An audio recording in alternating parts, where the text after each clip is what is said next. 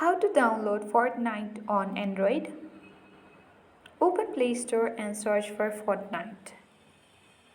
As you search, you will not be able to find out Fortnite application on your Play Store or App Store. In order to download the Fortnite application on Android, open Chrome browser and there you can open the Epic Games site. So from here you can easily download Fortnite.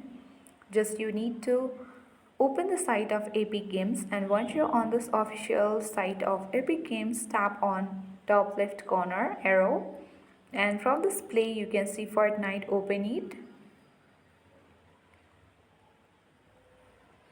and here simply you need to tap on play now button. And as you can see here, download on Android button, you simply have to tap on download on Android, and once you tap in, the file will be easily downloaded, where you have to open the file and install the application on your mobile device. Though it will be harmful for your device, you can easily download it on your Android from this Epic Games site.